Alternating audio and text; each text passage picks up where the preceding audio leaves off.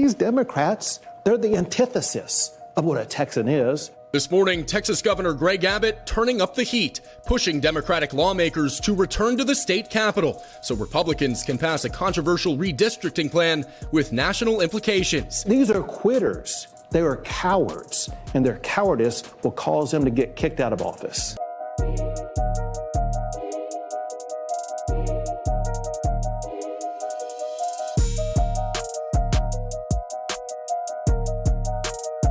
Abbott told us he's pushing to arrest Democrats in and out of the state after they left Texas in an effort to stall a plan pushed by President Trump to create 5 more Republican congressional districts in Texas. We are entitled to 5 more seats. How far are you willing to go to get the Democrats back to Austin? We are in the process, as we speak right now, of searching for, preparing to arrest Democrats who may be in Texas, may be elsewhere. Texas Senator John Cornyn says the FBI has approved his request for federal law enforcement to help locate the Texas Democrats, telling NBC News they could face possible felony charges for bribery. Charter airfare and hotel rooms and meals, and there could well be some violation of federal statutes. But Democrats remain defiant. It's not an abdication of the job. Who's abdicated their job is Governor Abbott, who has put mid-decade redistricting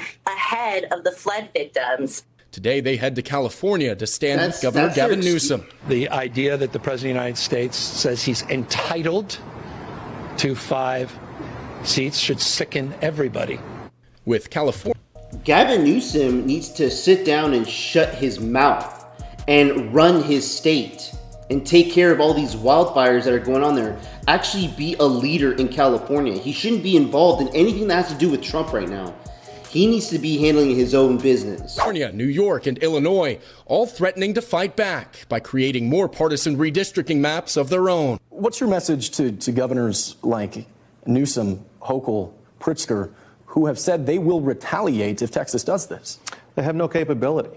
They've already gerrymandered their states in ways in which they don't have hardly any Republican members of Congress. It's a joke. John Cornyn says the FBI has agreed to his request to assist Texas law enforcement in locating the Democrats who fled the state to block the start of a special legislative session and a Trump-backed plan to draw new lines for the state's congressional districts. Now, it's unclear what authority the FBI actually has to compel members to return to Texas. It does come as Texas Attorney General and Cornyn primary opponent Ken Paxton launched an investigation into a political group run by former Congressman Beto O'Rourke for funding Democrats who left the state, who are incurring fines each day they don't return. Democrats, for their part, have shown no signs of backing down to these threats from Texas Republicans. President Trump is also inserting himself into the redistricting fight, posting on social media that he wants to see a new census that excludes immigrants in the U.S. illegally. Experts say the president cannot order a new census without Congress, and it may also raise constitutional questions. Joining me now is Texas State Representative James Tallarico. He is one of several Texas House Democrats to leave the state to block this special session. Congressman Tallarico, thank you so much for joining me. Really appreciate it. Thanks for having me. So we have to start with this latest news out of Austin that I was just setting up. Senator Cornyn saying the FBI has agreed to his request to assist Texas law enforcement in locating the Democrats who fled the state. What is your reaction to this allegation that you broke a law? Well, I think Senator Cornyn is trying to win a primary battle against Ken Paxton. That's probably what this is mostly about. But it should trouble all of us that elected officials like Senator Cornyn or Attorney General Paxton or Governor Abbott or President Trump are using the power of their office to go after duly elected state legislators. I was elected by the people in my district back in Texas, and I swore an oath not to Donald Trump, not to Greg Abbott or Ken Paxton or John Cornyn. I swore an oath to the Constitution. And I take that oath very seriously, and I plan to fulfill it. That's why we came here to Illinois, to stop this Trump power grab in Texas. And I got elected by people in Texas, so I'm in Illinois. What a dipshit. What a freaking dipshit. Yeah, all these needs to be arrested. They need to be charged. They're all gonna be felons. All that talking about, oh, Trump's a felon, all these motherfuckers are going to be felons. All of them need to be arrested. You guys have been appointed by people in your district. Why aren't you helping people in your own district? Instead, you want to bitch complain about why Trump and Greg Abbott are doing something rightfully so and adding 5 more seats to their states.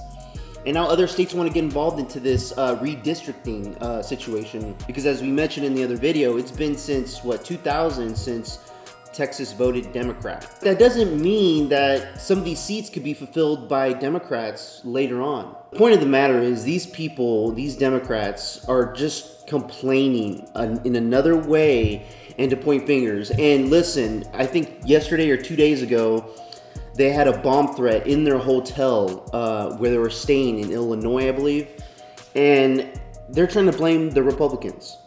Who's to say the Democrats did that to themselves? Just so they can point a finger and have the American people believe, oh my God, yeah. And they found no bomb in the building. It's ridiculous, yeah. Arrest these bring them back to Texas, put them behind bars. Fire them and reseat them with somebody else. Let me know what you guys think about this in the comments below. Like and subscribe. I would appreciate it. Till next time, peace out, everybody.